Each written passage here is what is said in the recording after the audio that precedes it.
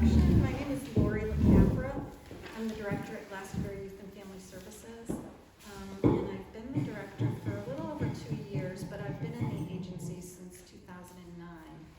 And for probably 8 of those years, I was this outreach social worker placed at Smith Middle School. And then I was the outreach social worker placed at the high school for a couple of years. And then that was like the beginning of COVID. And then I became the director. And I've been a member of this church in the past, and Andrew and Kate, I'm still connected to Kate in a lot of ways, but Andrew called me to say that you were having a mental health talk for the kids, and would I do something here? And we have been getting a lot of requests to do mental health talks in this community. And I think that's true in every community, because there's things changing, things are different. And, you know, I've done, and I have an article coming out in The Citizen about parenting post-pandemic, and just been reading a lot about whether this would have happened anyway, maybe, if we didn't go through a pandemic, or maybe not. But what we are seeing is a surge in mental health issues, concerns, requests for services. And while there's a surge in this, there seems to be a lack of resources out there. So I did a talk the other day for the Rotary, some of the people from the Rotary Club, and I think it's safe to say that none of us go untouched by some kind of mental health concern or moments in time where we don't feel as mentally well as we might, and you can't really go a day without reading something about it. Even if you're not in the field and not working with kids, if you have kids or no kids, or you don't have kids, there's something that's going to touch your life, and it seems to be happening more and more. And whether that's a reaction to the pandemic or not, we will see. I happen to think that it probably is partly that, and I think what I saw even pre-pandemic was this but increased needs out there, or at least the communication about mental health needs and the interest in getting help. So I've been a social worker for a very long time. I'm a licensed clinical social worker, and I've worked in many different fields. And then, as I said, I started in the field of adolescent work and worked in a residential facility for kids with substance abuse issues and many other issues, and then came back to it about 13 or 14 years ago. As you can see, I don't have a PowerPoint, and I have a packet, and I prefer it that way. I really like to have conversation. While I might be a little bit of an expert, I don't see myself as the expert on mental health, so I really like to hear from all of you about what you're seeing. And so please interrupt, ask questions, give me scenarios, and I will do the same. And I do have this packet, this lovely packet. And in it are some resources, and I kind of will go through this with you. And then what will be the look of a PowerPoint if we had one, some handouts, and I'll go through those. So I'd like to hear, just everyone tell me your name and what brings you here today. And if you have a pressing thing that you really want to hear about or get more information about, let me know. So, okay, because I don't know that. So you guys probably all know me. I've met you this evening, but Julie Krause, and I've got the 3 kids. But I've always worked with kids with autism. Whole special situation, and I shifted now when COVID hit. I shifted to this inpatient unit at Institute of Living in Hartford.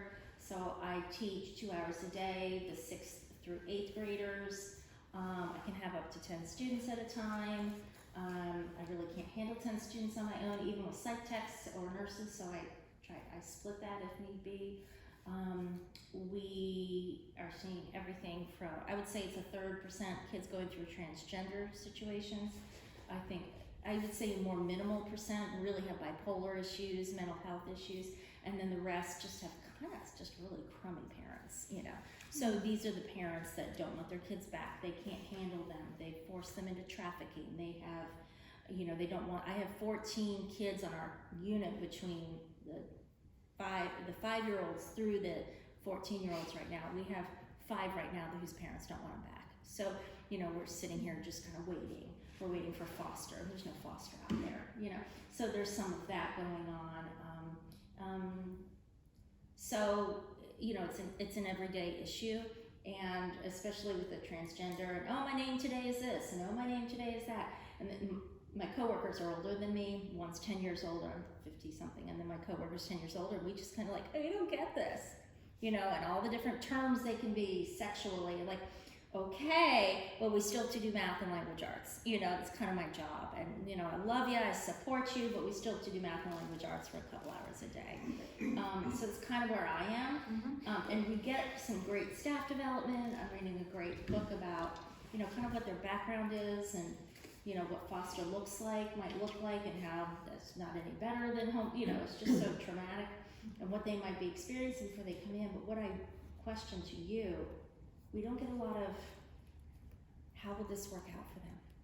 How will our program, and we have repeat customers all the time. I have one that lives there. I have one that, you know, comes back every couple of months. And what's the outcome? You don't hear it, see the outcome. we don't really, like, what are we doing that's working?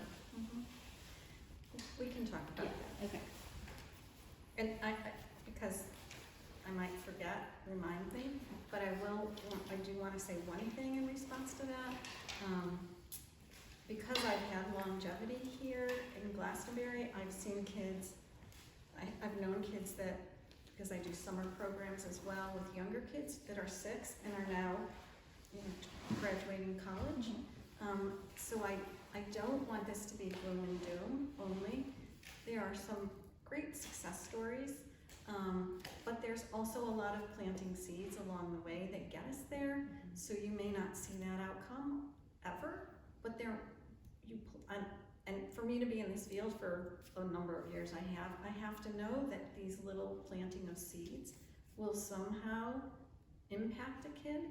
I saw a kid at the high school yesterday, or Friday, who isn't, I mean, he's not doing great. He's not academically doing well. He's a senior. When I knew him at age 7, he was bouncy. I knew we were gonna struggle with him. But he's going to graduate, and he remembers every little thing we talked about. So is he really gonna be very successful in life? He's coming to school, he's not involved in high-risk behaviors. I mean, you have to, along the way, figure out where the bar is, what are the expectations for each kid. But I do really believe in that planting of seeds, and that while we might be in the middle of sort of a windstorm, that might pass, and we might see some new behaviors that are improved, and especially when developmentally kids change. So I'll just say that. Yeah. So yeah, but I hear you. I think that when you're in this field, it's a leap of faith that what we're doing is working, and even if we have outcome studies, you know, it's not like we're working with widgets and we see the end result and it looks nice and shiny. Right. So, and this is my friend Sarah Leishkabaj, so she's got hi, 2 boys here. This is the 3rd grade teacher of Okay. regular kids who sees, you know, what was your first day back in January? I'm in PPTs all day. Yeah, my first day back. So where do you I'm at Hopewell. Oh, you teach at Hopewell. Yeah. Oh, okay. And we want, What's your name? so, I gotta be careful now that I know. it's Lieshkabodge, Leishkabodge. Think of shish kebab. Okay. It's easier. All right, how many children actually, how many of the kids actually call you that, the shish kebab? Yeah, shish kebab. Or I'm LB. And what grade do you teach? 3rd. Third. Okay. Yeah. So you probably know this, and I'll just state the fact, because Youth and Family, if you don't know a lot about Glastonbury Youth and Family Services, it's one of the largest youth service agencies in the state, and the first actually in the state. And we have, soon we'll have 7.5 clinicians, one of the biggest clinical departments departments in a youth service bureau, and we place social workers in every elementary school. Currently, they're there 13 hours a week, but We wish we could have them. yes, we know, and so that we'll talk about that because the, you know, on the elementary school level, I think there's, as I mentioned, they're seeing a lot of behaviors, disruptive behaviors, and the lack of a full-time social worker. They have a psychologist in the elementary schools and not a school counselor, but no social worker. So we've always been the program that places the social worker in the school for a number of hours. It was 5 for years and years, and we just increased it to 13. So, so that's a work in progress, but I'll be careful about. I want to know that and when I talk about scenarios, I need to be careful about not describing it enough so that somebody will recognize it. So now that I know you're in Hopewell. Yeah, I was gonna say, of course, we could treat this like Vegas. Like, if I hear something that sounds like, oh, I know who that is, I'm not gonna be like, I heard. Heard what? Didn't hear any, didn't hear it. But, and it's all for the benefit of Yes. the child. It Yeah. really is. Yeah, but you know, The I mean, discussion is for that. Yeah. one thing that like focusing on my own boys, I think my husband and I just continue to be puzzled about the social dynamics that have happened over the years between technology and COVID. You know, I never in a million years thought that my husband and I would be saying to our boys, you should have people over. What? Would you like to go out? Like, we're like begging them to be social, and they kind of look at us like, why are you bothering me? You know, I mean, right now they have an 18-year-old and a 15-year-old. They've rediscovered Pokemon Go, and I'm like, great, you're going outside, you're doing stuff, but it's like I feel like re-entry into quote unquote normal has been Hard for everybody. Yeah. Yeah. I read something the other day that was pretty fascinating to me. And you know, I think we all know that certain social media technology has its controversial, feeling for many people, and there's pros and cons. And what I read was, and this was said in a way that was different for me, although I might have heard it before, is that brain development obviously is an ongoing process, and I have a 30-year-old, and I actually think his brain has finally developed. And it was like shocking that Well, they say that read prefrontal cortex thing's not till like 20s. 25, Yeah. 26. Like there's no prefrontal cortex until they hit about 25. Yeah, And that's 25, it. 26. That's But married then. it's hard to recognize it sometimes, but I have recognized it, which is like so heartening to me that he actually has thought about something outside, the realm of themselves. And so it does happen, it's great. But anyway, it's about the idea that technology and the world is buzzing constantly, buzzing. I actually even threw my battery to my phone instead because I put it on, I always have it on silent, but I'm not thinking about my phone because it's dead over there. So, Excuse me. and there's moments in time where I wish that would go away completely.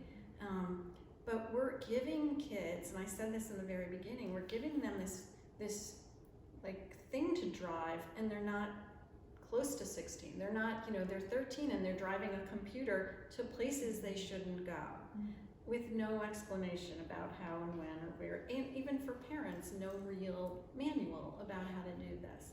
So it's the perfect storm, and now they've been more isolated and they've become more, obviously more dependent on these different, areas that they can get into without them even knowing, falling upon a site that is not age appropriate. And because they can just entertain themselves, there's not that in-person thing is really less interesting to them, less important. And so I think that that's a whole nother dynamic, and it probably got amplified during the pandemic. And I think that's what has happened in a lot of cases, that mental health issues might have been bubbling up anyway, or mental health concerns, and then the pandemic happened, and it brought them to the surface much more quickly. Maybe they wouldn't have come up, but maybe they would have anyway. So, you know, there's just so many dynamics as a parent to manage, and concerns, you know, and then you're, right, would you ever thought, you know, go to a party, go do something. Please get out of the house. Yeah, go do something, yeah. All right. Yeah. Hi, I'm Deb, and I used to work with high school kids. I worked in a program for kids that were at risk of not graduating from high school. Oh. And to what you're saying about do we ever see a difference, I have talked to some of my students after graduation, and what they said was it was nice to always have someone that believed in them and positive memories. So, Yep. and this has been 20 years ago, so that was nice.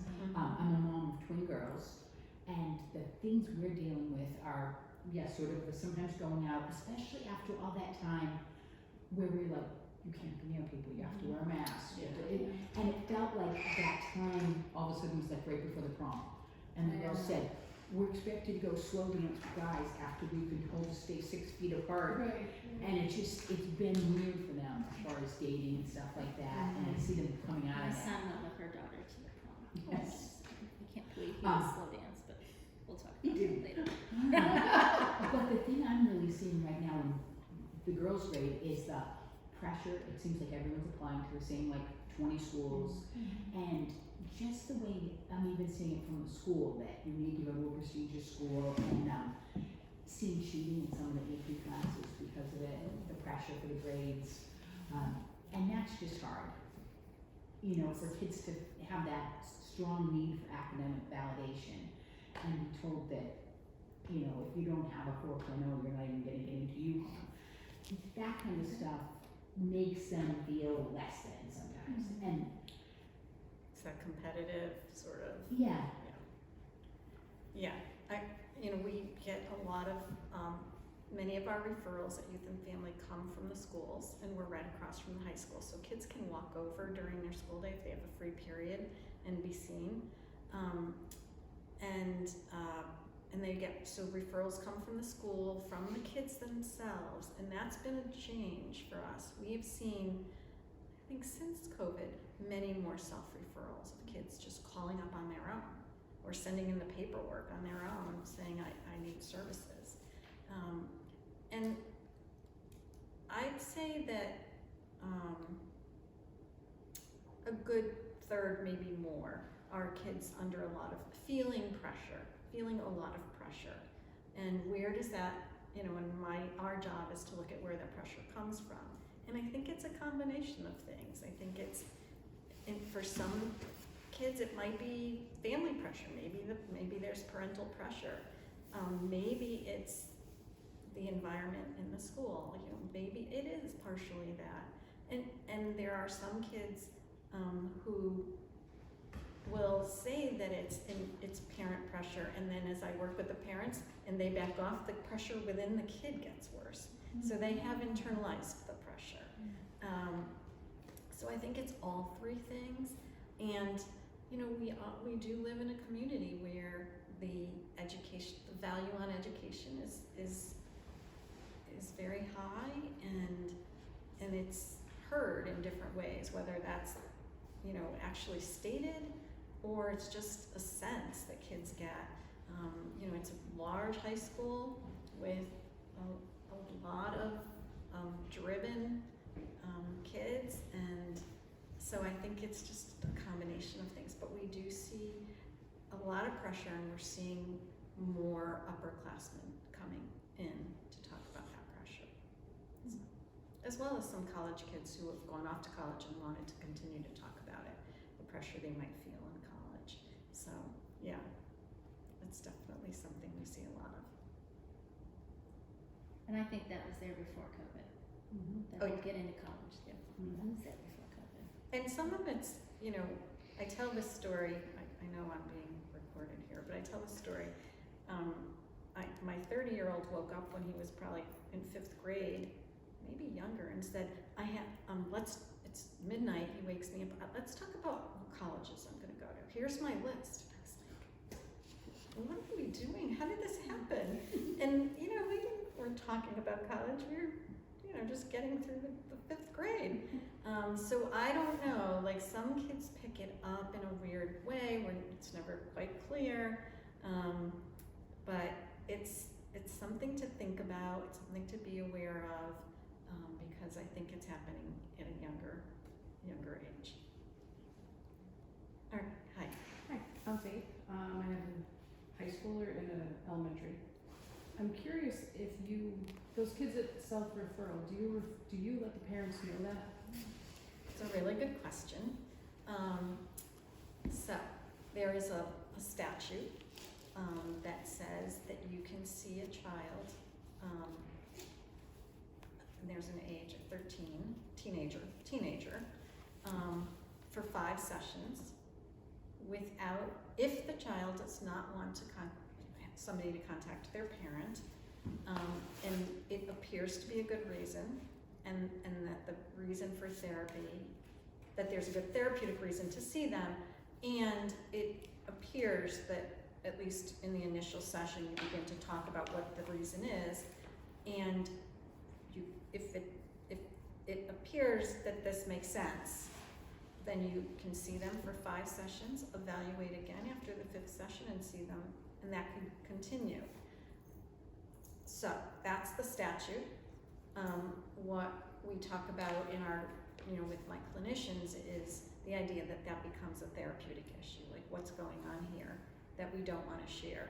And so once you get to the bottom of that, there might be a good reason not to, in some cases. It's, it's Give your parent a chance to help them, it's the, I'd say, it's the exception, not the rule, that we might continue this without parent involvement if the reason is good enough. But that's a good question. Usually, when a kid refers, we ask, and we would immediately, like an intake would be done, and typically the intake includes a parent. I'd want to know as a parent. Yeah. I would want to know as a parent. So if I don't see the train coming, how am I going to know? And I know you're a good mom, and what we see is our They're not kids can good moms. choose not to have Oh, contact with their parents, and some go months and they refuse. I see. They refuse, even via video. And this is really generalizing, but the kids some of the kids that we've seen, this might be a reason, one of the reasons might be that they are exploring gender and sexuality issues and aren't ready to talk about that with the parent. It might be that there's some cultural or even religious belief that goes against the idea of speaking to somebody outside the family, or there might be some kind of abuse.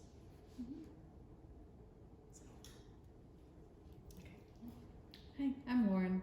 I work here at the church with children birth through 8th grade in church school.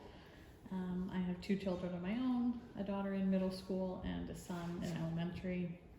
I have a special interest in mental health. I have, as I've been diagnosed for the past 20 years and in treatment that has been successful, sometimes more than others. And I'm on the mental health ministry team here at church to find ways to explore our faith in a way that feels good for everyone, and knowing that God loves you. Thanks. Yeah. Hi. Hi, my name is Joanna. I'm here because we all have mental health, and it's good to talk it out sometimes. Thanks.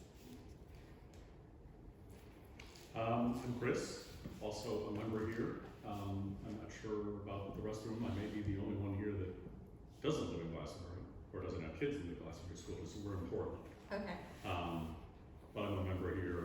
I have, as I said, 2 daughters, 14 and 15, who are right across the way here.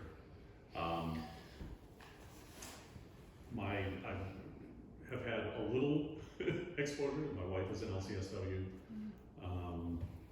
20 years at Brantford Counseling Center. Oh, yeah.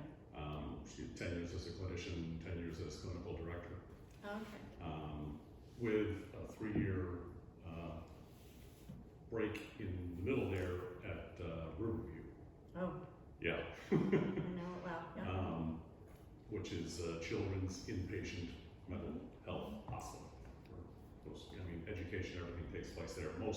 And many of them, children whose parents' parental rights have been terminated. Yeah. So, It's a state, it was a state-run facility. yeah. And actually, she's now in private practice in Middletown. So I've kind of picked up a lot of the stuff over the years in School of Hard Knocks with raising 2 girls.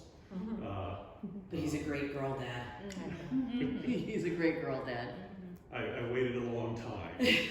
So, and actually, by profession, I'm an environmental engineer with the DEEP.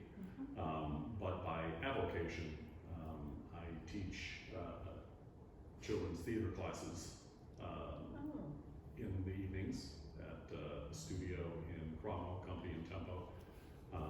Also with Cromwell Youth Services. Okay.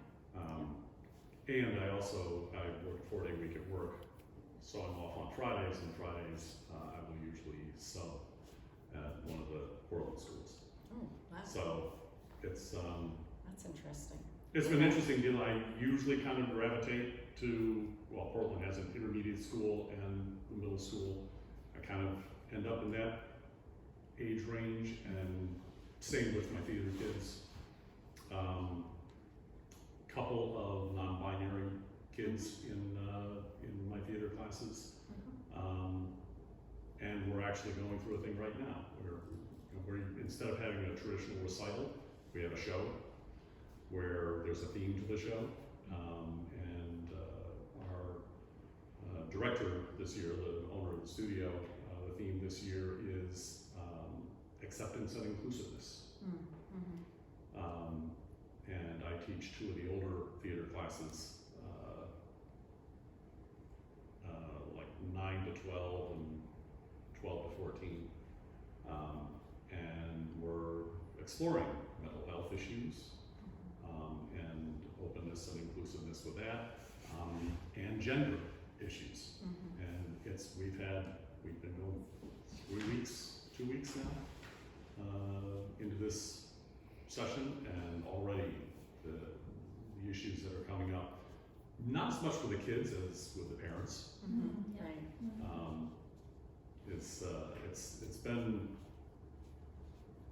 a challenge trying to find a balancing point there. Yeah. And subbing, and also with the theater kids, you see, and my own daughters, you see the issues that they're dealing with, and many times it's an issue at home, or it's an issue at school, or something like that. And our girls do pretty well, but I see the issues coming up with them. Particularly at 14 and 15, they're freshmen and sophomore now. It's sex, drugs, and rock and roll. It's, they have friends who are becoming sexually active. They see the drug situation coming up. They see the mental health issues. One of my daughters has a friend that tried suicide, which boggles my mind at the age of 13 or 14. But any tool I can get to be able to. Well, one of the things about tools out there is there are a lot of, and I think kids are going to these sites where they could do like a depression scale survey, or they're doing some self-diagnosis online. I also just read, I think it was something about the new 988 is the number, the new suicide hotline. And the number, since July, the number of calls they've gotten, I think, like increased by 60%. And, you know, and I'm very impressed with the new sort of format because they are more timely, they're getting kids, you know, answering calls more quickly, referring, but that's a lot of people using that line, that number. I used to do mobile crisis 211 and went out to, you know, the last, I think I stopped 2 or 3 years ago, and you know, really young kids, you know, having those kinds of thoughts and expressing those thoughts. So I think while there are tools and ways to get surveys and sort of self-diagnose, perhaps there's also the flip side of that, which is people are accessing sites that are showing them how to do things that no one ever thought of learning about. Like TikTok, you mean? Like TikTok or flashing the, Like, YouTube. Yeah. Oh, yeah. YouTube. yeah. Shows you how to Yeah. harm yourself. It shows you how to harm Oh, I yourself. never thought of that, says the volatile teen. But in the schools, they have something called Securely, which is a technology. Yeah, we have GoGuardian in We our have that school, and if kids do a search, Yes, if they're on their school device, even if they're at home, that's right. Even if on they're on vacation. their school device, Yep. our principal Is gets an alert Yes, Wow. that something happened, Yep. that something was searched. yes, So that's the good, even if it, like I said, they don't even have to be in the school building or on the school Wi-Fi, even if they're on their school device logged in through their school email, Yep. through their school it device. can happen. I mean, we had a kid recently on vacation, you know, during the holiday, the Christmas break, who searched, and it got, the principal was alerted, and proper services are in place. So Do you know, does GoGuardian stay on all the way through? It does, well. Because I know my girls had it when they're young, they've had a Chromebook supplied since 5th grade. So, I mean, So I don't know if it's still on there actually. I don't know the answer, I mean, I know, like, Check. it only can be checked when, like, the teacher has it running for the class. Like, it doesn't run constantly in the background. Interesting. yeah, where are we? I'm Bethany. I have an 11-year-old daughter. I think I probably win the prize in this room because I grew up in Glastonbury. I live in the house I grew up in. Grew up in the church from the time I was an infant. Got married in the church. Had my daughter baptized. Yeah, I think I win the prize in this You get room it. right You now. get it. You get it. I think I win the prize in this room. Yeah, But yeah, I also have very long, extensive history with creative experiences. Did 16 summer shows with Chris Collada. My daughter just did her 4th one this summer. Yeah. So I'm very familiar with youth and family. Is Jane still there or no? Jane, Is she retired? She retired. Okay. That's what. Yeah. So she retired, and I switched from Smith to the. Okay. Okay. I'm still in touch So, with her. so very familiar. Yeah. So yeah, so my 11-year-old, you know, and I am a middle school teacher, so I live with it all day and then come home. So Bethany's referring to creative experiences, which is another part of youth and family services, the fun part, and it's really about positive youth development and pro-social activities and a place for kids to find a niche if they're not doing sports after school or something else. So and they're expanding, doing more, and it's just a great thing to have in our agency for all of us. Like when the kids are singing. Yeah, you can hear them Great. in the room. You Yeah, I know, bet. and so it's fun. They have a community service group after school. We do a social club for kids with special needs. So there's a lot of things that are kind of prevention oriented.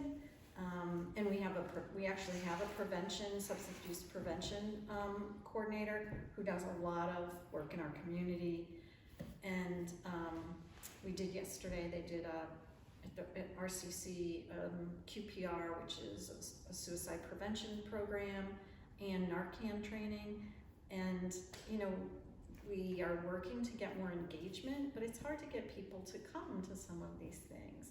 So I think there was something like 20 people there, which I felt was great. But, you know, that's another area that I think people are so busy that it's really hard to come out and take advantage of some of the trainings and things that we're doing, talks, community conversations. But I think, you know, the more we do, the small pockets of people we're seeing spreads the word somehow. So. And the media. And the Thankful for the media. Yeah. Who's the famous actress married to the Kristen? China. No. Bell. But she just, yeah, and you know she's like, and you know others, Queen Latifah, and a couple years ago, just really putting the word out there, and at least they're getting more acknowledgement that this is more common. Yeah. Because I think it's accepting it, addressing it, and actually going. We Yeah. made it here. Like I there's think- a lot of people that said they were going to come and haven't. You know, they had a crazy day. But it's like how, you know, they might not have really needed it, but it's like it might have really benefited them. It's accepting it, I think. I think I've seen over the years an increase in awareness. Yeah. We're raising awareness one person at a time, and I do think that's happening. And I also think there's less stigma in terms of kids. Kids have less stigma about getting help. In fact, I have kids bringing their friends over. They don't have an appointment, the other child, but they're like, my friend's here, can she see somebody? We have a waiting list. We have 20 people on our waiting list. And we've had a waiting list since COVID, which is just a really hard pill to swallow for me. But we've hired 2 new people, we're doing more work in the schools, but we still have a waiting list. We cannot keep up.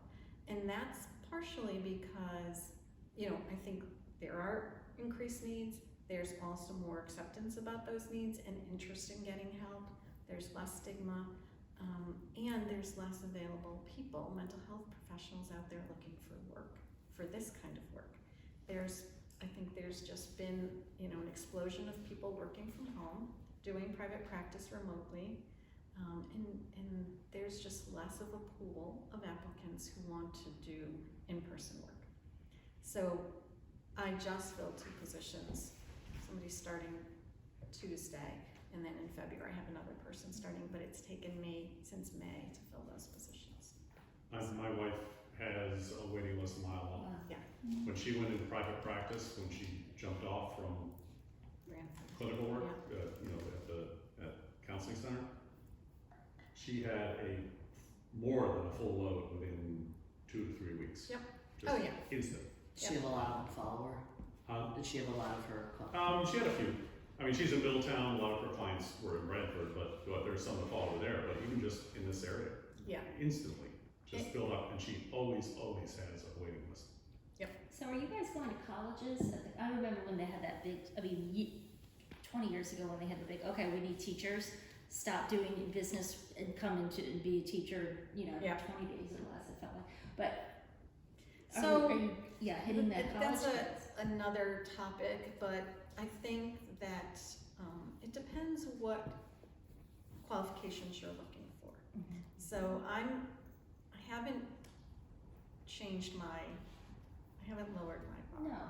No. And so I want somebody who is licensed, and now there are 2 different kinds of license for social workers. You can get your temporary license, and then you test for this medium license, and then the full license comes after something like 500 hours or 800 hours. So I'm still fighting the good fight and trying to get that person with the full license, because our cases are very complex. It's high acuity, and I feel like I can't be there every second to supervise everybody. So I really want somebody that has some, you know, a good skill set. So it's harder to find those people, and going to the colleges and getting somebody right out of graduate school makes me a little nervous. So who knows, I may change my tune at some point, but so far this is what we're doing. So it just means waiting for the right person, and, you know, kind of juggling 3 jobs when we have 2 empty slots and that sort of thing. So. Lori, have you thought about the training that was yesterday?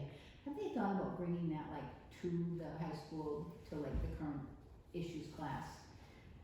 That's a good question. Because now that they're a double class block, I just think that would be so helpful for them, even if they had to do it over a couple of sessions versus they're probably not gonna come to something outside. Voluntarily. Yeah. So we've done, Like to see you do some too. this Oh, good. QPR is what it's called. And that's been done for the staff at the high school. And then there's in health and, in the health classes, they do a suicide awareness, training there. So I'm not sure what grade that is. They did do a training with the entire Glastonbury Public School staff on suicide prevention. They did. Yeah, Yeah. I wanna say it was 4 years ago. It was it was QPR. That was I think Oh, that was it, Ted okay. Gregorski did it. I Cause think Kate, yeah. Kate and Yeah. Kate and Ted, and that was QPR. Yeah. So that same training is what we did yesterday, and then we have brought that training to pockets of kids, like peer educators, youth advisory council, various groups, and now it got integrated into the curriculum at a certain grade level, and I want to say maybe sophomores had it. And I'm been about to meet with the curriculum director for health and PE about other things we can infuse into that that curriculum around these kinds of prevention topics, substance abuse or mental health. So where are you? Yes. Hi, I'm Sarah. I have a high schooler and a 6th grader, boy and a girl. And I think really it's kind of, bridging the gap from how I was raised and how my parents parented me versus what's the norm of parenting now. I don't necessarily want to make decisions based on what their friends' parents are making decisions, and trying to be fair and recognize, they all have phones. Well, does that mean they have a phone as well? And that's really challenging, I think, because you want them to fit in, but you want to make sure that they're ready for that too. So that's really difficult. And then just really trying to recognize, what's age appropriate kind of hormones going on, and what's COVID related, and what's because there's a bully at school, or, just trying to recognize which behavior is indicative of what type of, Right. callus. So Yeah. all of that. Yes. It's a tough age, I think. Yeah. Middle school, and especially when you have the COVID and not having that socialization. Yeah. I think my daughter she's more outgoing than my son is, so it probably impacted her more so than he. So just kind of trying to understand, what are warning signs and what aren't, or what are normal. Right. Yeah, I think boy, I already appreciated teachers before I started subbing, but oh my God. You're welcome. Yeah. I'm really just in the classroom saw them, using my girls and their friends as benchmarks pre-COVID, but really 5th grade and under, you really see the impact Yes. on the social emotional development. Right. Subbing for a 3rd grade class, and they don't have a clue how to be around each other. Because they were Says home this for every 2 day.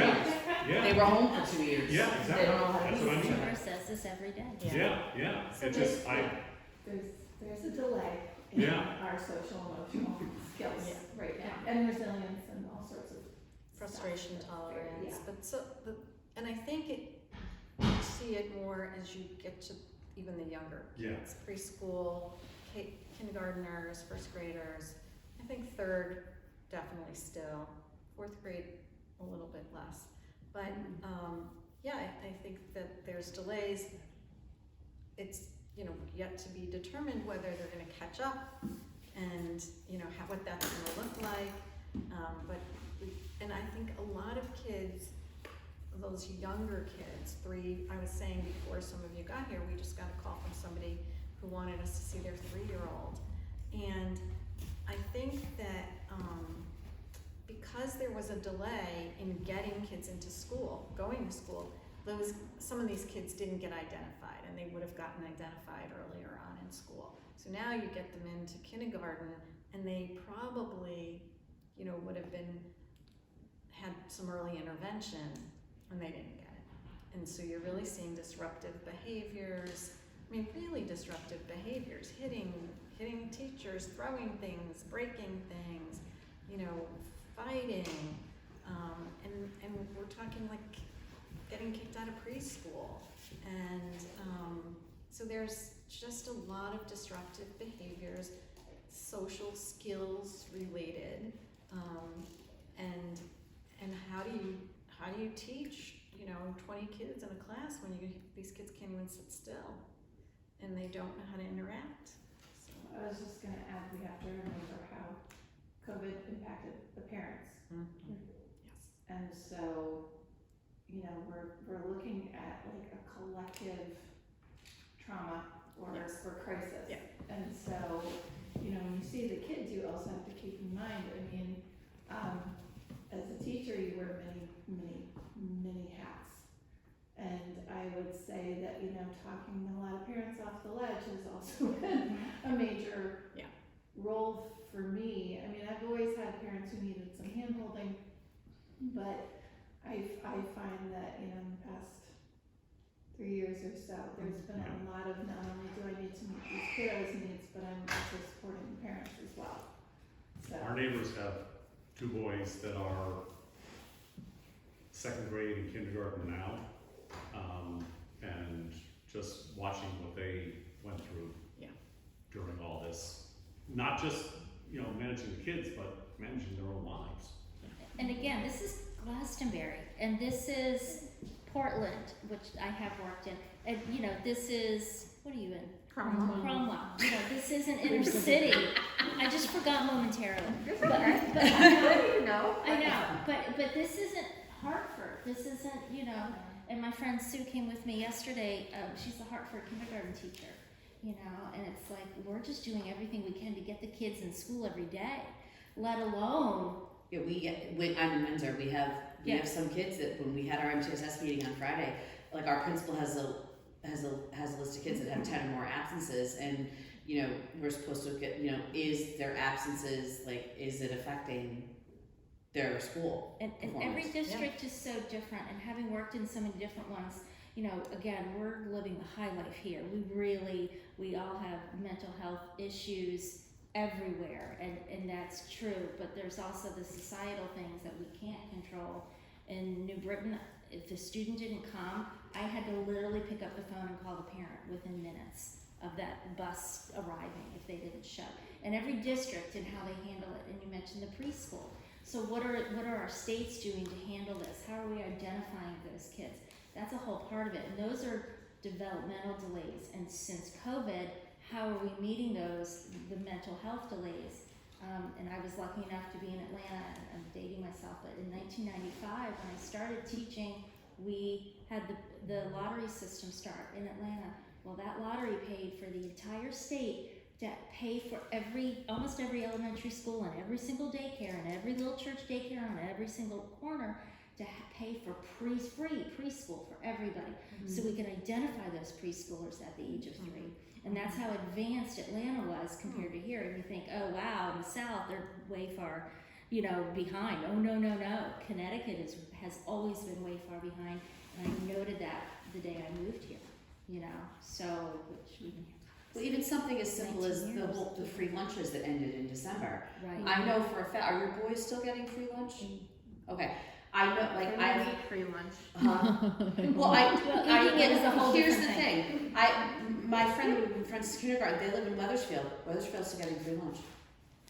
K through 12. Weathersfield's still getting free lunch. But I'm in Windsor, which is technically an urban school, and my kids either have to pay for lunch or fill out the form for free or reduced lunch.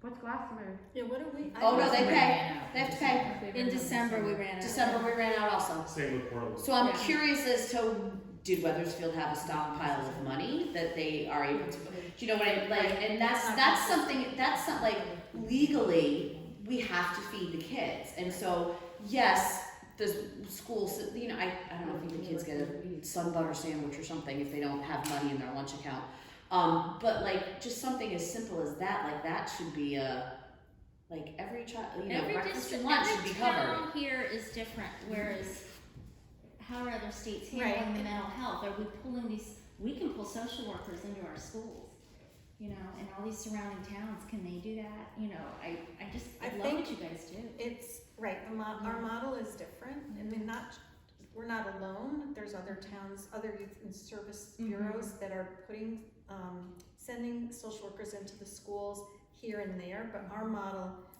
is, you know, it has been this way for years and, you know, Sure. 30 years. But now, because of the increased needs, we're being asked to do more in the schools, which we would like to. It's just a resource issue. And I think the inconsistencies or the differences in how districts do things is a reality. And tomorrow I'm meeting with all the directors from youth service agencies in this region.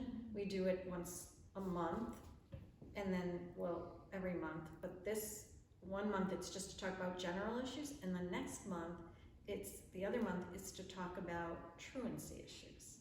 So while we are Glastonbury, we have truant kids, and every kid that's truant, and there's a definition to that, gets referred to the youth service agency in their town if they have one, and we have to do a truancy assessment. And I've been, you know, I go to homes with the police usually, or maybe another counselor, but typically it's usually with the police officer from the school, like a student resource officer.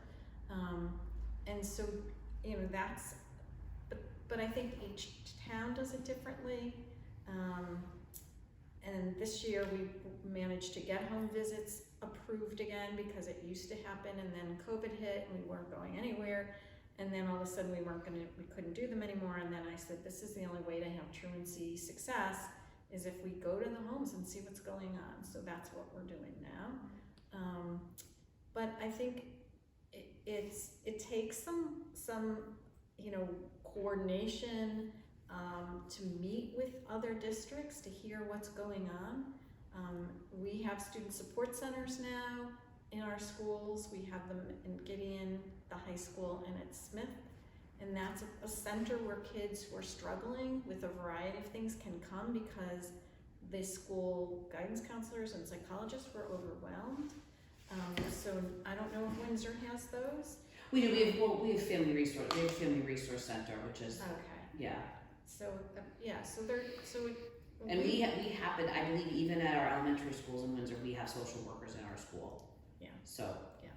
Do you think the burden has gone from special ed teachers to the social workers, where before we had enough special education teachers to handle the special needs, and has that shifted now towards some of that has now impacted the social workers? Does that make sense? I've worked with such severe, profound kids. It was full special ed teachers and our But team. they're just trying to get kids off. I mean, I can use my boys as an example. I mean, they just try to get kids off special ed because they don't want to pay and they don't want to do the services. Yep. This is in Cromwell, but this happens all the time in Glastonbury as well. And so then they put them on 504s, which they can still get then services, but it's more, Minimal. the classroom, it's reliant on the classroom teacher because they're the case manager now.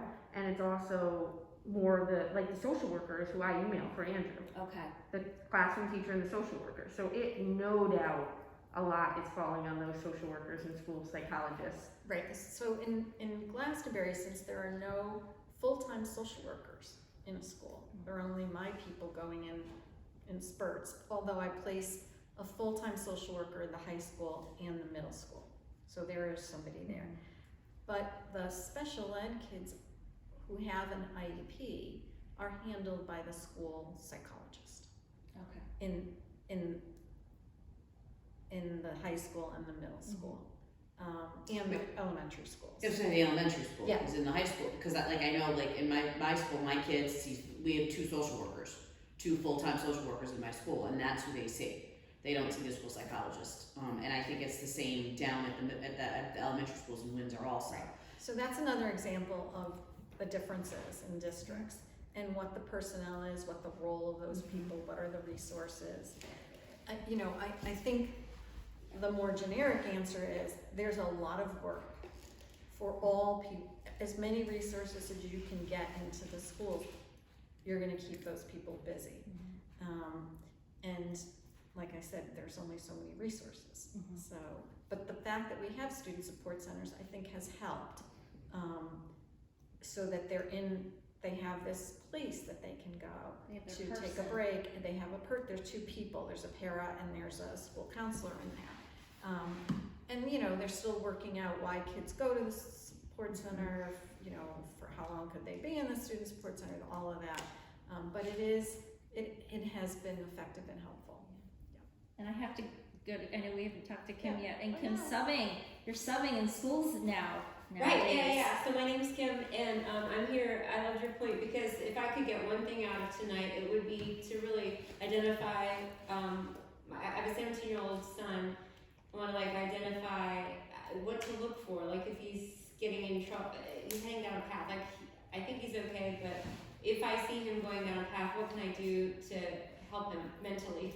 He's about to go to college, and you know, just it's so different parenting today rather than parenting how we were parented. And then I'm also subbing. I'm in Manchester, but I just want to make one really quick note. So I'm in a lot of different classrooms, and I am amazed at the mental awareness that some of these teachers have in place.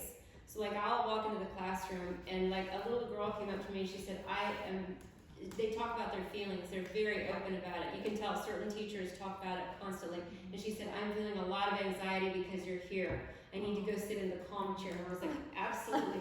Like the teachers have set up, you know, here's a calming space. If you feel like you need to hold yourself or rock or go sit and be quiet, you are allowed to. And I thought, wow, that's so different than from like. And I think a lot of that came out of COVID and trying to make kids feel comfortable in a right? Kids feel comfortable in a classroom again, because you got these third graders that were not in school for kindergarten and first grade, and so they don't know how to be with other children. Right, yeah. And But they're very verbal about, like certain classrooms are very verbal about how they're feeling. I've had little boys cry. She did not, the classroom was too loud, they didn't hear my answer, basically saying, I feel invalidated. And I was like, this is amazing. Everybody be quiet, we're gonna listen to his answer again. You know what I mean? I'm thrilled, like when I was that's seeing- that's a really good news story, because It's the work empowering that for you're them. all doing I around know, social Highland Park, emotional. Verplank, Odyssey, but I've seen it in a lot of different schools. Yep. And I think that's because there has been a real mission to accomplish that. Yeah. That they, you know, kids, the struggle to get back for some of these younger grades, and setting up an environment where naming They your feel feelings safe. Yeah. helps Naming to your feelings. naming your feelings Yeah. reduces the behavioral output. Mm-hmm. If you can name your feelings and begin to Right. understand them, and you know, it helps so that the disruptive behavior might. Yeah. Do you leave notes for the teacher? Because that would be an awesome thing to just say, like, I noticed this, because I know when I say as a parent to some of the teachers, like, I noticed that you're amazing at letting kids, whatever, name their feelings or have a quiet corner. They're like, oh my gosh, thank you so much. You know, like, they want to be noticed too as teachers, you know, and like, as a parent, I'm Right. grateful. Yeah. So that's neat that you're I have to say, noticing that. every single class I've been in, they have a morning meeting, and they will sit down and they will talk, and every kid, you know, passes something, and they will all talk, and we'll talk about how are you feeling. That's How amazing. are yeah, you that stuff's feeling? when you hit middle school. Well, They don't talk at all. This is through fourth grade. I know. Fourth grade. They don't That's talk so at good all to in hear middle though, school. that's so good to hear But that in that's awesome. Manchester. Yeah. I love that. I mean, we've been really impressed all the way through the girls' school. They're you know so Portland has like a lower elementary and upper elementary. We've got one of each school, and so they would always in the lower elementary they would always have just assemblies on kindness and feelings and stuff like that once a month, and then the upper elementary, second, third, and fourth, and I saw this subbing there last year.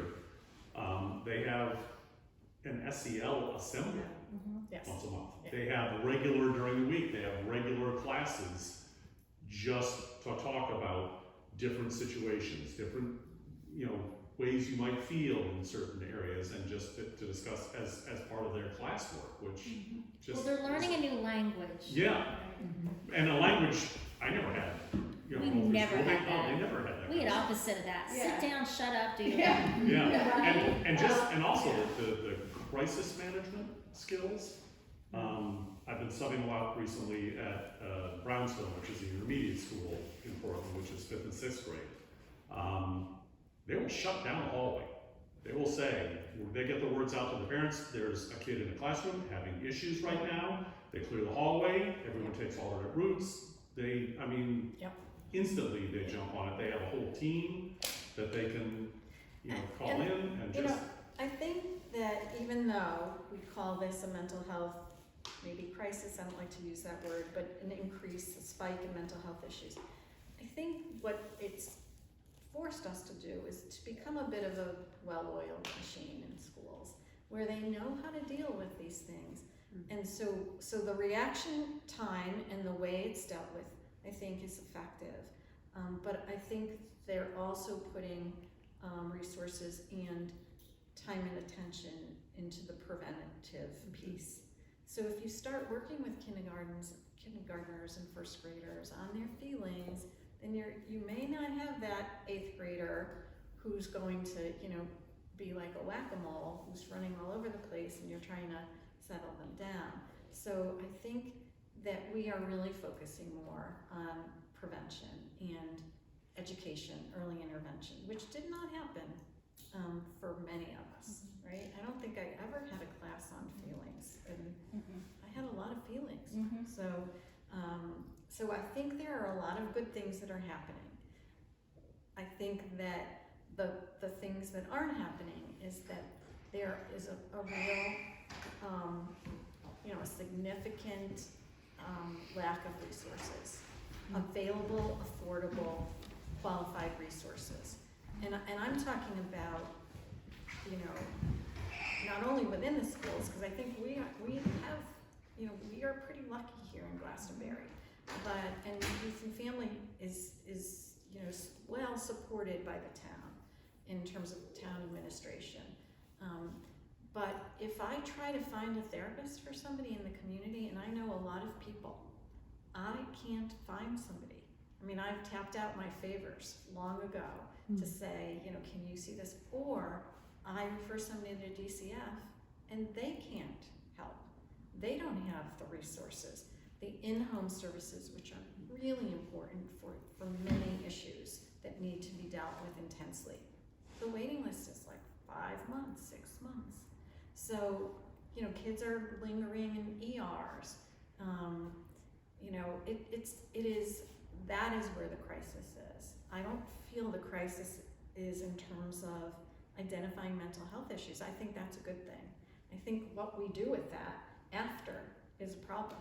It's a challenge, and it's very anxiety provoking for families. Especially, I know only from my 20-person waiting list, I call these people often to say, how are we doing? You're on the waiting list still. We haven't forgotten about you. What's going on? Do you want me to try to find you another resource? And then I will try, and I'll do my best. I'll give them a number of, resources. And then I get the call back, like, can I just stay on this waiting list? This was a 6-month waiting list. Yours is a 6-week waiting list. So. We have kids lined up, packed with their garbage bag worth of clothes and materials, waiting for parents to pick up, and they're cleaning the room for the next bed from ED. Yeah. Literally, that happened Friday. Yeah. Like, the phone was ringing. I'm like, what is going on? They're like, they need a bed. They need a bed now. The kid is coming over, and they are waiting for a very long time. So there is definitely a breakdown there.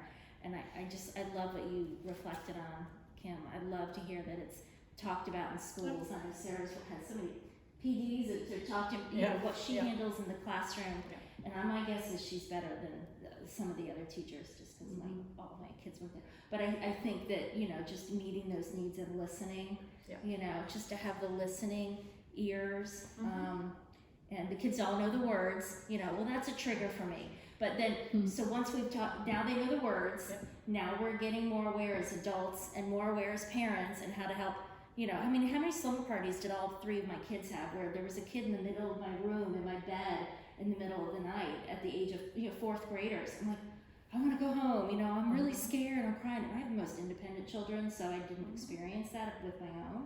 But there were many nights where I wanted to know what to do as a parent. Yeah. So where do we go from? So I'm gonna try to answer your question. Can you give me a time check since my. Yeah. It's about 7:18. Okay, great, thank you. So one of the things I talk to parents about is, and I think this is true for so many other things, is to get clear on what where your bar is gonna be set. And I always tell parents to keep your bar really high. Set the bar high, even though the 5 other kids, parents are not checking on, you know, parents are gonna be home for at a party or something. I believe that you set your bar really high and start that young, so kids know what your family expectations are. And I think that sets it up for success. You've been talking about it, you model, you know, being aware of what's going on with kids, you drive kids to different places, you make sure if your child's going on a play date, and I don't even know how much they do that anymore, but you meet the parents, the basic things, and keep it consistent. And I also believe delaying those things that you can delay, like a phone, let's say. Yes. For as long as you possibly can. Anything that is going to be an event or something, a material thing, that's going to create challenges or test skills, I would delay that as long as possible, so that developmentally they catch up, or they're at least able to figure some of this out, because figuring out the world itself is hard enough. Figuring it out with a lot of technology, with overstimulation, is incredibly difficult. So delaying those kinds of things for as long as you can is one of the things that I think is super important for parents to hear, and to know that it's okay if your kids say, but so-and-so had a phone in 3rd grade, or so-and-so's parents don't call up and ask if someone's gonna be That's home. great. I'm not so-and-so's parents. That's my response. Right. When I get that, I'm not their parent, I'm your parent. And if you begin to set those clear expectations, there will be less pushback. So, you know, comparing ourselves to the other parent is probably not what you're doing, but your kid will try to get you to do that. And I think that it's really important to stay firm with what your family rules are, values are, expectations are. And they're gonna push. And the firmer you can be, the better it is, because they will push against you, and they want the limits to be set. Even though they're not ever going to say that. They want the limits to be Well, set. they may not even know it. They sure usually don't know it. No, right. They will never say, oh, I get it. I get what's happening here, or, yeah, I understand why I can't go. So, you know, I know that when my kids went to Glastonbury High, and I called parents till my kid was a senior, and he said, Mom, this is so embarrassing. You're still calling people to ask if there's any alcohol being served at the home? Yes, I'm gonna call until you're not here anymore. And, you know, and that's what I'm gonna do. Or, you know, everyone's parent is letting us drive to the beach after the prom at 1 a.m. Well, that's really great. And I'll see you after prom. but not you. And then all the parents started to call me and say, so you didn't give in? I said, no, I'm not giving in. It's dangerous. I'm not gonna do it. And then they all didn't give in. In the end, nobody did. Nobody went, nobody did it. And my son said, he actually did say, I understand why you would say no. I don't like it, but I do understand it. And then the whole plan got blown up because I wouldn't do it. And then that was the end of it. But you can't die of embarrassment, and you don't understand that when you're 17. Right. So Yeah. it's, you really I think, don't. you know, it's about shoring yourself up and kind of having like a armor, some kind of armor on you to make it through those years. But it also really depends on what you believe in. So I can't necessarily tell you what to do. I can just say, if you are really clear what you think is your family role or expectation, stick with it. I think it's hard as a parent. One of the things that you mentioned, especially when it comes to like technology or as a phone, I didn't have a phone. Phones didn't exist They didn't when I was in exist. high school. They didn't exist Okay. for most of us, Like, so. I got my first phone. I mean, my dad actually had a cell phone because he owned his own business, but that was like super expensive and. It was for business only. No, it was a like- cell phone. It was like, yeah, like. But it was for business only, But it was right, for Lauren? business only, it was Right. expensive, and it wasn't the norm, Handle. right? And so I think that's and I'm sure every generation of parents goes through this, like, how do I handle this? Because what is the right thing? Like, we can think back to certain things, like dealing with romantic relationships or friendships, right? We all have that, I think, in our memory, like, oh, I kind of remember that. Even if it was 40 years ago or 30 years ago, you can still remember. But with the phone or something, it's like, well, gosh, I don't know. And so my husband and I have done is we've come together and had those discussions together.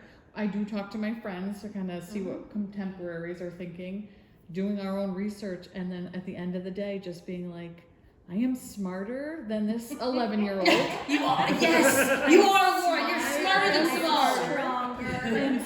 And we'll have a long conversation, and sometimes it's like 45 minutes of like back and forth, and she'll just realize like, my mom can talk forever about this, and so she'll but you're right, you have to be solid in your own convictions, and however you come up with that, See, it just takes time.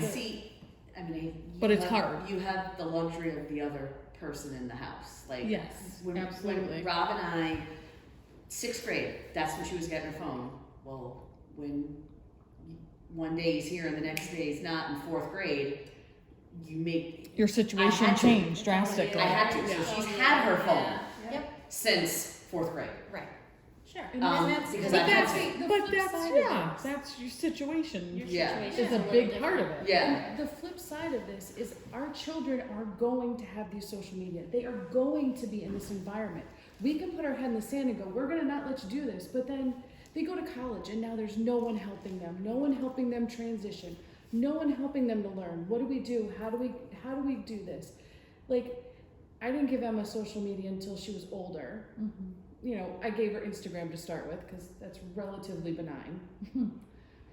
Relatively. And then as she showed maturity and we learned how to manipulate that environment, you can't pretend it's not going to happen. It is. We're going to be dealing with social media. Yep. It's not going away, so... No, it'll just be something new. Well, that's 5 it. years It'll from be now. something worse. And so if you have that open communication where, you know, hey, I'm sorry, but you can't have this for this reason.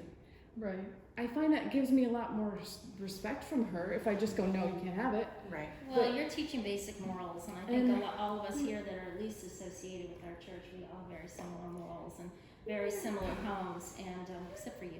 But I think, but going back to what you were saying, My house is demented. We all know you're that. all perfect. So but I think that you're talking with other friends. The friends appreciate it, and I think the Yes. friends needed another peer to say, "Oh no, honey, I'm not letting my kid do that." So You're not Oh, you're alone. right. I shouldn't be weak in that moment. I think that other friends appreciate it. It's a validation of what you feel.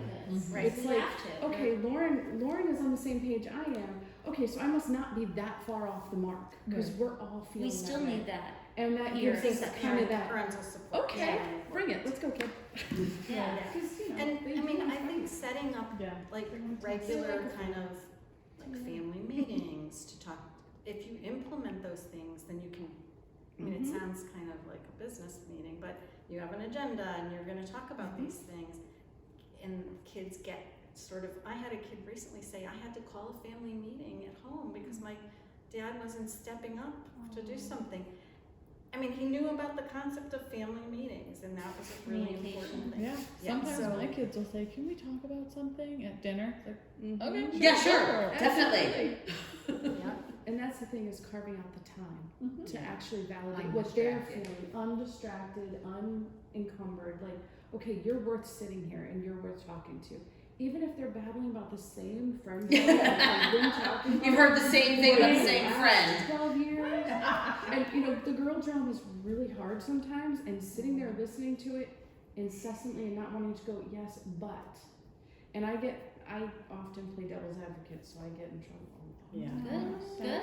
I get most Well, I think we're supposed to push our buttons. But I feel like, I was discussing this with my husband recently, that sometimes we were trying to play the devil's advocate too much, and it made our older one feel like he needed to defend himself more, and I'm like, maybe I should have shut up and just listened. Like, sometimes they just want us to listen, Yeah. and sometimes That's the hard part of being a bad. parent. You want to fix everything, and Yeah. sometimes they just need to vent and yell at you, or yell about what happened that day, or whatever. And that's the hardest part of being a parent is you want to fix it, and sometimes they don't want you to fix it. Sometimes they just you want to tell them what to do. you want to tell them what to do, and how to sometimes they feel. don't want to hear that. Sometimes they just want you to listen and hear, look, this is what happened at school today. Don't try and fix it for me. Don't tell me what I need to do.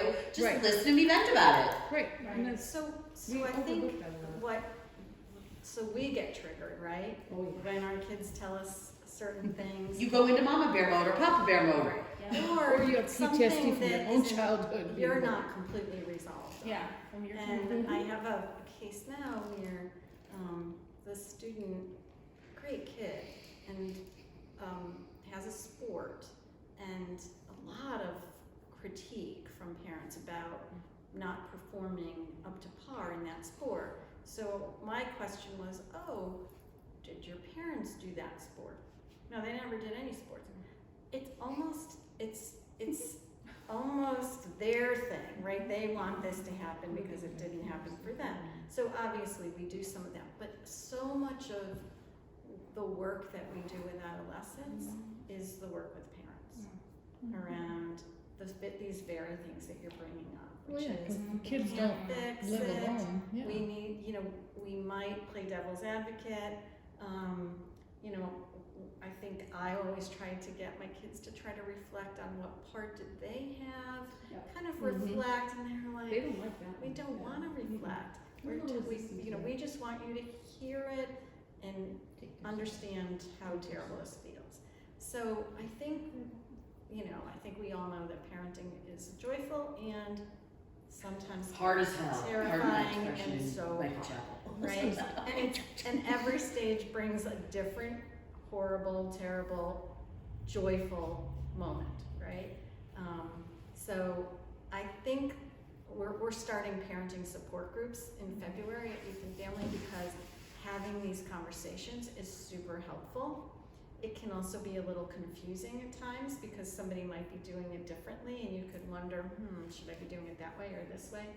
But it also, I think ultimately it's beneficial to be with peers and contemporaries that are going through these same things.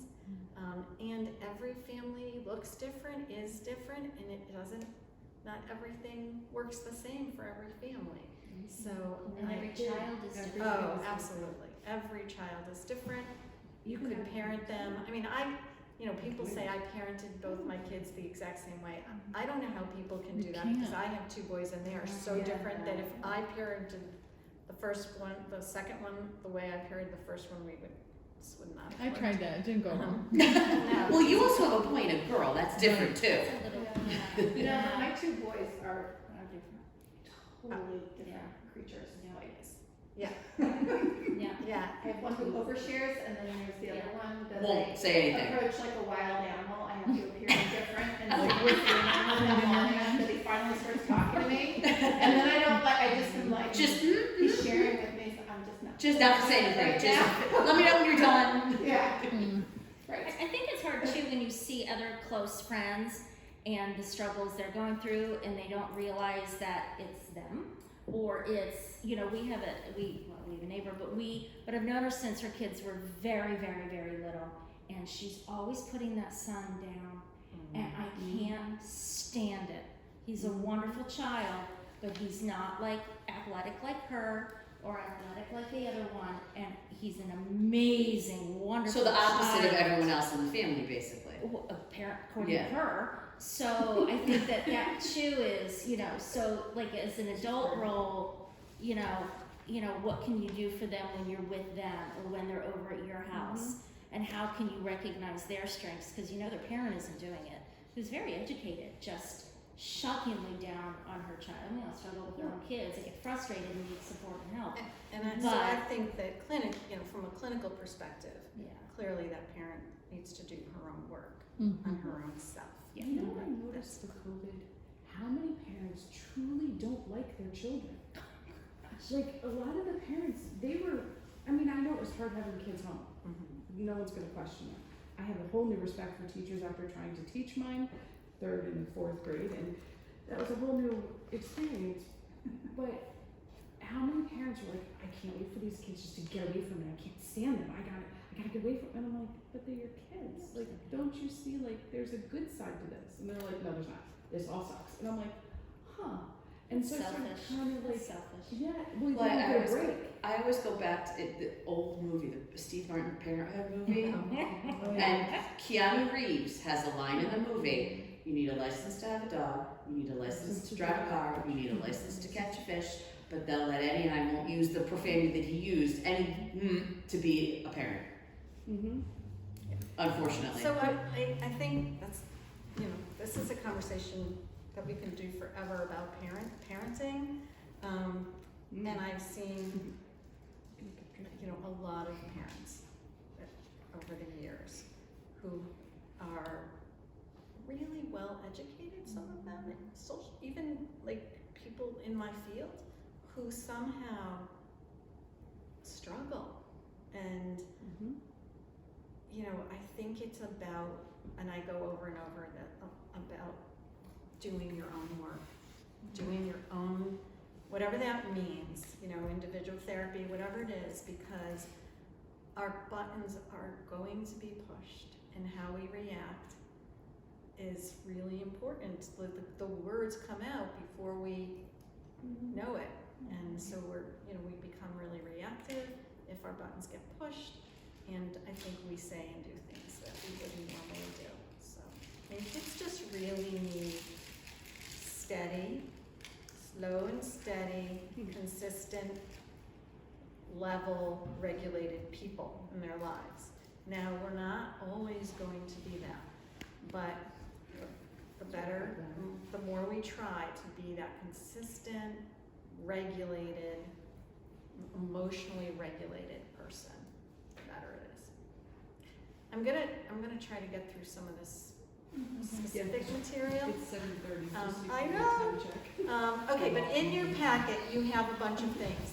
So, I found this quote by Glenn Close. I was trying to find some really sort of intellectual quote. Well, I found a great quote by Glenn Close, which is, what mental health needs is more sunlight, more candor, and more unashamed conversation, like this. And I do think we're getting there. I think that mental health isn't in the closet anymore, and we have to have these conversations as much as we can. I also have a really brief handout about signs and symptoms of depression in teens. And this talk that I was going to do tonight, which I'll never get through, was called The Ups and Downs of Life. Is it anxiety, depression, or everyday life? So I think because mental health is out of the closet and we're talking about it, it also raises our anxiety about what is normal and what isn't, and how do we know? Are we missing things within our kids? And so one of the most important things to remember about things like clinical depression or generalized anxiety are not just snapshots or moments in time. It's periods of time, length of time, with persistent issues, okay? So persistent issues meaning mood changes, depression, sadness, irritability, that lasts over 2 weeks and is unabated. It's not improving. Tearfulness, with anxiety it would be more around fears, irrational fears.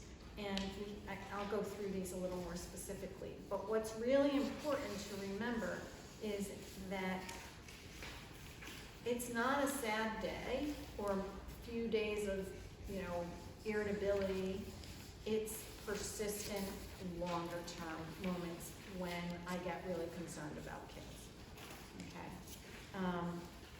So some of the things that, because typically, we're going to have normal reactions with feelings, right? And kids are gonna be all over the map, hormonally, developmentally, there's lots of things that impact kids. There could be situational things that impact children.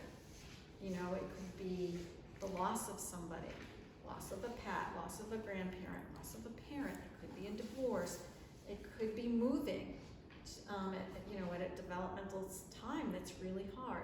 Kids are going to struggle, but we expect them to rebound, okay? And if they don't, that is when I'm concerned,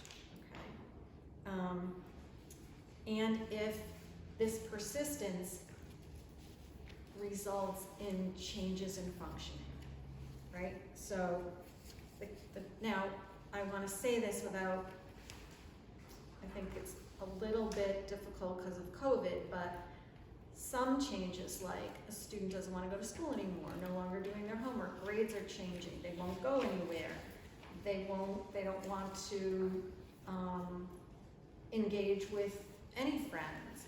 You know, those are the kinds of things that we're looking at, that are changes and they're persistent changes, okay?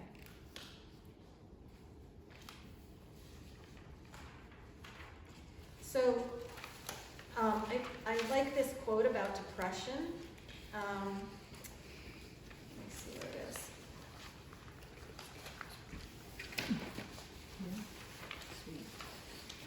So depression is, just so if, for those of you who have never experienced a period of time of depression, I think this kind of sizes it up. It's being, depression is being colorblind and constantly told how colorful the world is. So, you know, that's what kids have described as well, that they have lack of joy, lack of color, lack of sort of a range of emotion. Okay. There's different kinds of depression, if it's clinical depression. Sadness is different. Sadness is a moment in time, an emotion, it's normal, but clinical depression is persistent, lacks changes in functioning and intensity. So major depression is the most common kind of depression. And it could last 2 weeks to 2 years. And many people can work through their depression through therapy, exercise, changing diet, and medication if necessary. And then there are people who are not resistant, but their chemistry is resistant to medication, so that may not be helpful. And there are other forms of treatment that are a little more intrusive. Another form of depression is dysphoria, which is sort of cyclical kinds of depression. That it's not constant, but it resurfaces, might be 2 to 3 weeks, goes away, resurfaces, and that's a more mild form of depression, but it's still a clinical depression. There's also something called seasonal affective disorder, which is, we all know, is SAD, which is very real, happens when the darkness, when we have, you know, in these months, winter months, and we have less sunlight, and that's quite true, and then you rebound from that.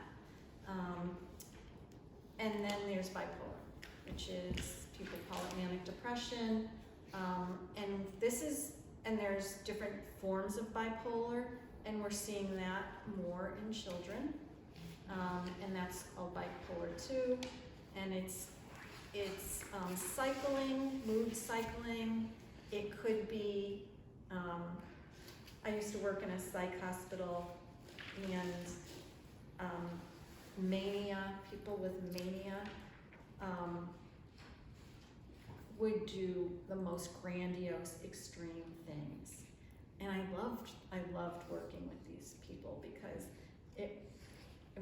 their world was disrupted when they were manic, but it was very easily diagnosed and treated. And typically people with manic depression, once stabilized, will do fine if they don't go off their meds. But typically they like to go off their meds because this other life is super cool to them and exciting. But the other flip side of bipolar is a pretty serious depression. And we all know that some depression will lead to suicidal ideation, suicidal thoughts, suicidal attempts or gestures,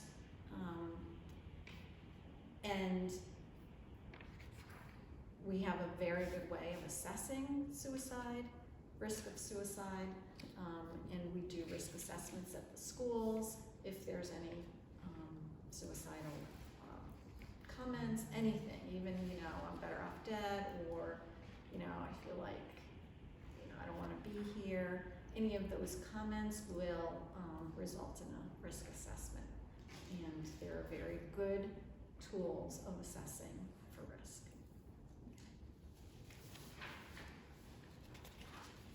Some other signs and symptoms of depression. Hopelessness. You often hear that people feel hopeless, joyless, helpless, loss of interest in daily activities. So I really get concerned when I had a kid in middle school who was a big athlete and stopped wanting to play basketball, didn't want to go to baseball, didn't want to come to school, was very social, didn't want to see his friends, and parents got quite concerned for good reason. And there was a mixture of depression and anxiety in that case, and it took some, about, I'd say 6 months before that student was stabilized, did well, and I actually every once in a while see him now in the passing in town, and he's doing great. He's great, but he had a really rough middle school year. There could be appetite changes either way, increased appetite, lack of appetite, weight changes, sleep changes, insomnia, or a constant need to sleep, want to sleep, irritability, restlessness, a lack of energy, and some more emotional things like self-hate, low self-esteem. Some people get very somatic. There's a lot of, complaints about stomach issues, headache, pain, and those are true things. Some people who have clinical depression will actually have physical pain. So, I think the good news about depression is it's treatable, for all psychological issues. Early intervention is best, but it certainly is treatable, and most people get better. And then there are those people, handfuls of people, who just for some reason cannot find a medication that helps. And they have to look at other things. And maybe it's behavioral changes, maybe it's a lot of exercise and self-care. But for the most part, people who get diagnosed and do the work, do the therapy, and are agreeable to meds, will get better. I saw somebody last week who is significantly depressed and will not entertain medication. And so we can do the work, but oftentimes you can't, it's hard to really do that work and access therapy when you're that depressed. And in the depression, there's significant situational issues, but there is clearly an underlying depression. So my job is to work slowly with that person to build some more trust, to try to, understand the reluctance, but my goal is to help people feel better. And I don't believe that meds are the answer for everybody, but I do think in this case, this person would feel significantly better pretty quickly. Some causes and risk factors for depression. And I think this is true, this happened during COVID, but loneliness was a factor for many people. People living alone could not interact and see people. Kids who thrive on social interaction. Many kids didn't do well. Other kids liked it because they don't like social interaction or they're awkward socially and it felt like a good thing. Kids who don't fit in had a lot of trouble coming back to school because this was a safe place. But loneliness is a trigger for depression. Loss, whether it's loss of a loved one, loss of a pet, a home. I have a family right now that's been displaced from their home.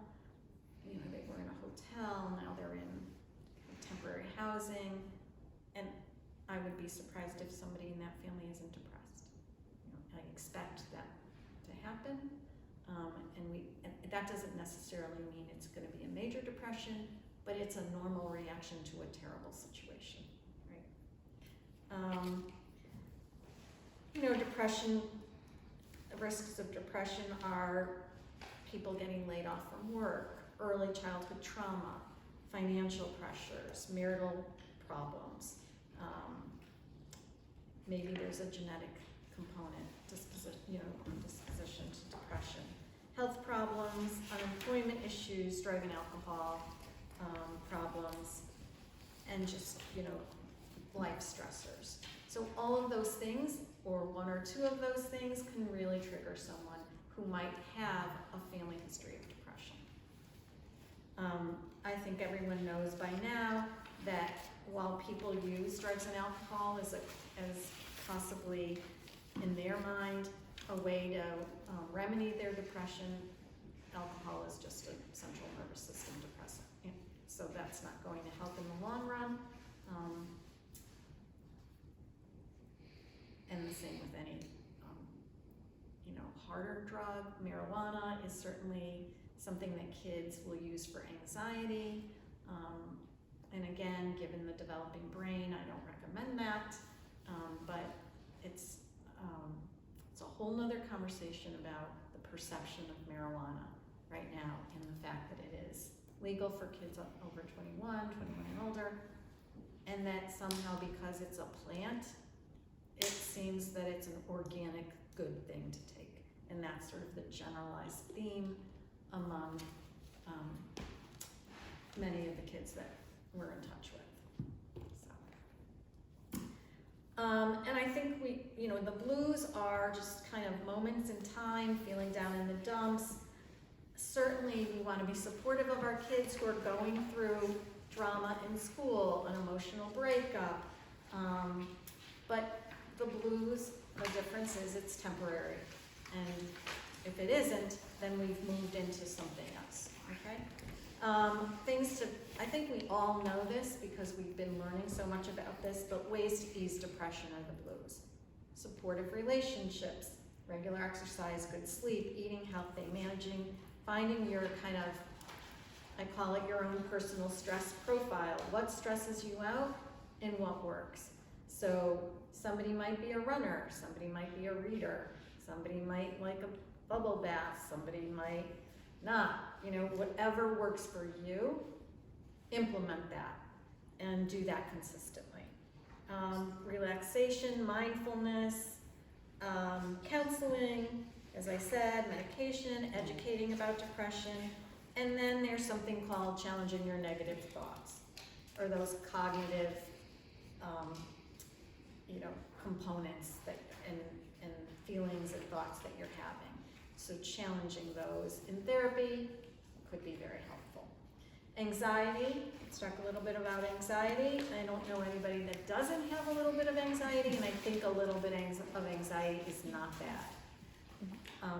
Having no anxiety or no stress makes for a kind of rusty person. It's called rust out, right? You're just like, you don't feel any drive. Over stressed makes somebody burnt out, right? So one of the things that I think kids, that we see more than anything in our agency are anxious kids. I'd say 7 out of 10 calls are my kids anxious. My kids stressed, pressured, anxious. And they're anxious about a lot of things, or they don't know why they're anxious. They don't know why. So that chronic anxiety, different than I'm stressed because I have a test tomorrow. Again, chronic, prolonged, those are the things we're worried about, because we all are gonna have a little bit of an alarm system. We should, you know, if we're, you know, if someone's following us, I'd like myself to feel a little worried so I can, you know, run or something. But generalized anxiety disorder is something that we hear a lot about. Kids can't always put their finger on what's going on. And we do a lot of work with managing anxiety, managing stress, teaching mindfulness, doing relaxation, coping skills, which kids did not refine while they were on, during the pandemic. There was no refinement of coping skills. So we're working on that with a lot of kids now. I think it's in here maybe. There's a group we're starting called, yeah, I put it in here. It's Expressive Arts for Kids, and it's just our way of, we tried to run an anxiety group and get kids off the waiting list, because we had like 15 kids on waiting lists for anxiety, and they were too anxious to be in the group. And they all said the same thing. Oh, I don't want to be in a group, that makes me super anxious. So we could not, you know, partner them all, bundle them all into a group. So now we have a group called Something Else. But it really is for kids. Sorry, that's just so ironic. It's just, you know, Right? the state of. Yes. I mean, I tried to run a group at Smith about anxiety and stress, and the kids said we're too stressed. Of course. In school, they would not come out of a class. They wouldn't do it. So this is an after-school group. It's using art and expressive arts, and then in the process we will talk, and we will weave in some, you know, education and some counseling. We're finding that, you know, we can't hit it head on because they're resistant. So anxiety, I don't know if anybody has an anxious kid or ever had an anxious kid. I have an anxious kid. Very exhausting. You know, restless, keyed up, sometimes difficulty concentrating, irritability, sleep disturbance, physical symptoms, stomach issues, shaky, fearful of, you know, various things. Again, there's different kinds of anxiety, generalized anxiety, social anxiety, a big issue now, a big issue. Separation anxiety, typically that's a younger person, however, we're seeing that delay, and we're seeing kids have separation anxiety even in college. So some kids get very delayed with their separation anxiety, and that might be that there was a situation at home and they couldn't separate in a healthy way at a certain time. And there's a lot of reasons for that. So it's not just your 3-year-old who has stranger anxiety. OCD is a form of anxiety. And I don't know if everybody knows what OCD is, but your classic kind of OCD might be, you know, hand washing. It might be checking the doorknob, the lock, you know, checking the burner over and over, right? And then it can be ruminating thoughts, obsessive thoughts. And so we see a lot of that. Panic disorder, that's a little bit of a amping up of the anxiety. It's short term typically, but it might be in response to a specific thing also as well. I'm sorry, can I ask another question? Sure. Specifically panic disorder, is that where you're getting answers from the kids that they have auditory and visual hallucinations? Can that happen in the panic disorder, or is that something different? Well, they could be hyperventilating, they could be feeling some, if they have that extreme anxiety, some kids will say they are having auditory or visual hallucinations. I also want to be sure that I'm not missing a psychotic episode, Okay. right? 'Cause Yeah. So that's, it can be more severe. yes, yeah. Okay. But it is interesting because some kids who are just extremely anxious, and it's profound and it's persistent, might start to experience some depersonalization, right? Where they are detached and they think like they're over here and over here, right? Or that there's something over here. We've had 2 cases in the last year where kids are seeing things like maybe they think it's a ghost or maybe it's something. And so it typically is really heightened anxiety. But I really, it's very important to watch those kids carefully because, it could be an episode of, some kind of, typically you don't see these psychotic episodes until a little later. Yeah. But We see them a lot. But so is the medications that my students are getting put on, does that help with that? Or is this something that they can always could have?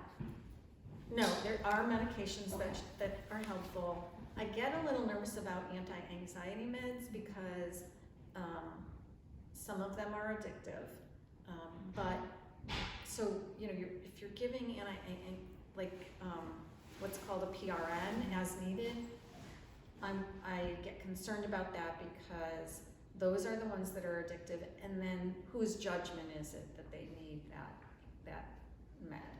There are nice anti-anxiety meds that also help depression, and I call them nice because I think they're a little more leveling, they're not addictive, but I think there are some kids that really and truly need some anti-anxiety meds.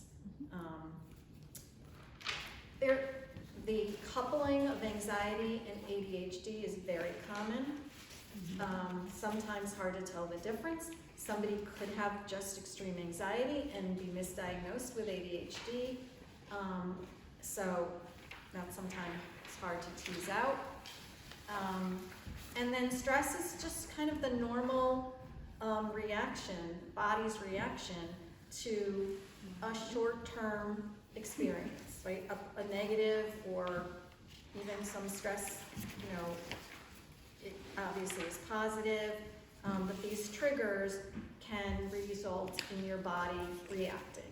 And those are temporary, and you usually have the ability to learn really good coping skills if you have what's normal stress, okay?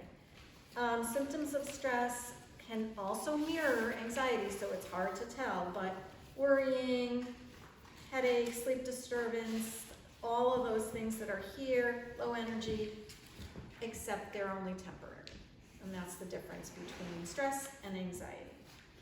And there's some of the same things we talked about with depression, relaxation, breathing, mindfulness, plenty of sleep, exercise, avoiding stimulants, some discussion around how to control your worries, and journaling. We do a lot of journaling with kids. We recommend journaling, but we also recommend things like, listen to music. What are things that you like? Take a walk. Get outside, breathe. Just get outdoors and breathe, which a lot of kids aren't getting outdoors, and whose kids are running around outside and playing with other kids on the street? Not many. So there's a lot of things that we could help kids, because we get kids who have absolutely no toolbox, and we just begin to fill their toolbox. And I think you're all doing that in schools now a lot, because, you know, we're talking about kids who can identify their feelings and know what to do and go into the quiet room or go into there's a Zen room that's being built in one of the schools. And so, Yeah, no, I think right now we have a common clinic, Common, we yeah. are doing, zones of regulation. yes, And then we have the second step, which is all social emotional lessons. right. So they're doing a lot of lessons in school. They actually like second step. My 8th graders hate second step. Okay, so my third Yeah. graders, like, there have been times where I'm like, oh. My 8th graders hate second step. They hate it. They hate it. They absolutely hate it. Yeah. And I think that's just an 8th grade thing, to be honest. They with you. hate everything. It's a middle school thing. They just hate, I love zones. I think for any child, zones. I had a severely autistic child say, I'm all the way at purple. Well, purple's not a color. It is that, he was that far pissed off that he's like, I'm a purple lady, you know. And I think that's so easily identifiable. That system works very well. It works. I think for kids who are super anxious, also visual cues are really good. Writing things down for kids, you know, putting like little signs up, you know, take a break, whatever, are really helpful. So there's just different strategies to help kids. I think, you know, what our job is at Youth and Family is to really determine when we've crossed over into something that is, we don't use diagnoses at Youth and Family. We don't bill, it's free, all the services are free, so we don't label, but we do a working diagnosis in our head so that we know, and we know when to make those referrals to a pediatrician or, you know, to a higher level of care, or to a psychiatrist or practitioner, nurse practitioner.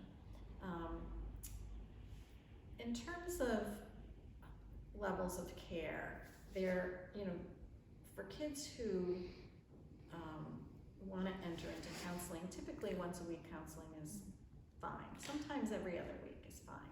For kids who are really struggling, you know, it might make sense for them to step up. We typically don't see kids twice a week because we have a waiting list, but there are higher levels of care, like an intensive outpatient program, partial hospitalization program, in-home services where they'll come into the home a couple times a week, especially if there's some behavioral issues and they want to watch what's going on, so you can kind of mediate at the moment. And then obviously there's inpatient programs. Yeah, And residential, yeah. So there are levels of care, not plentiful at the moment or without waiting lists. But I think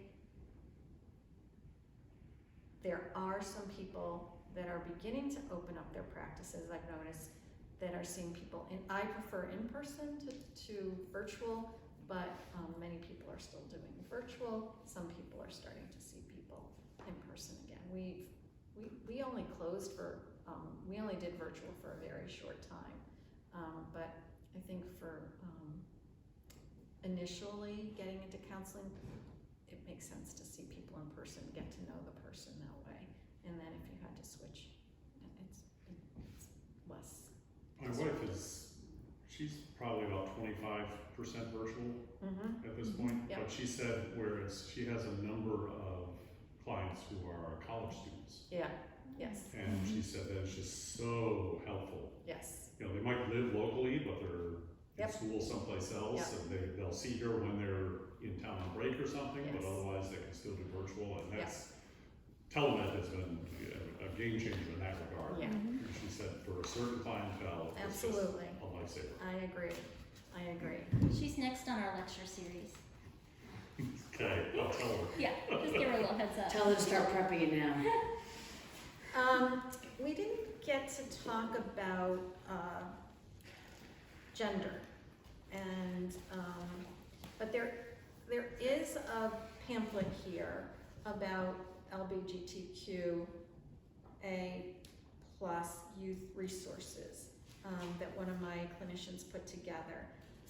Sadly, there was something called True Colors in Hartford that was really the place to get support for the youth and the parents, and it was defunded, and it's no longer. And so there are some programs out there through CCMC and IOL. Yale has a really good program, and then there are some therapists out there that really specialize in this field. I think, I forget who it was who talked about the pronouns. I've gone to a number of great trainings through Yale, and the pronouns continue to change, and they're added. And there's all kinds of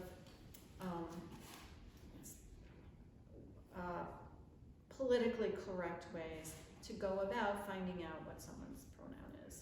They're even, and I'm sure those of you that have kids that take Spanish, they're now teaching them the different pronouns for they if they identify as male, female, and male or female, which was new to me when Jordan was doing her Spanish homework last week and going, what's that one? I don't know that one, and she explained it to me. And this is within the last 3 years, I think they started doing this. I'm sure, I don't know, you've probably seen it with Simone's Spanish homework also. There's the regular, I, me, you, he, she, they, us. But then there's also they that identify male, or they that identify as female, and I'm like, that's new. So I'm trying to help with Spanish homework, and now I can't help with Spanish homework, but now there's a new pronoun. I couldn't help before, maybe I could help. Maybe you can help Just now. one. We just had this conversation this past week, and what we're comfortable with, and I think it's our I say we have kids the same age, like just what we're used to and how we're overwhelmed. I didn't point to you too. I mean, one I'm of much the, older than you. what the research shows is that using the proper pronoun is one of the most effective ways of preventing suicide for non-binary youth, and at least trying to use it. And I worked with a kid who was at Smith and identified as a female at that time, and then the second year at Smith became identified as male, and I was like, I really had to think and be very deliberate and stop, and if I made a mistake, I would, quickly apologize, and there's these terms they use that will say, that was an ouch or that was an ow, and if it happens more than, I don't know how many times they're comfortable with, they will be, there will be, they give you a couple passes, and then you might hear some. I have some that correct me for a mistake on another child. I'm like, oh God. Yeah. I can't even. It's I'm hard embarrassed. to keep up. No, it is hard to keep It up, is. and it's important to just try and then. I think just being open to it, Yeah. I remember when I was growing up, and I think even being gay or lesbian, right? That was I just remember, Never saw it. not my parents, but I remember some of the adults being just dismissive of it. And that, I think, is the most damaging thing, right? It's a phase or something. So even if you don't understand it, you can at least just be like, oh, that's interesting. Like with the Spanish thing, I was like, oh, it kind of caught me off guard. I was like, Yeah, okay, well, me that's too when I interesting. saw it. And so you're just not dismissing it, you're accepting of it, and then Yeah. we're old, so we're not Yeah. gonna get it. Not right off. I'm so Yes, Jordan sorry. reminds me all the time I'm old. Yeah. And I think the reality is that kids are really trying to navigate this new world of choices and opportunities. And we all tried to navigate our world, and in middle school you start to try to understand who you are, where do you fit, and so now there's so many other choices, and so I think that That's yours. You guys done? That'd be, Sweetie. Text my girl. So So I think that's, we have to keep that in mind.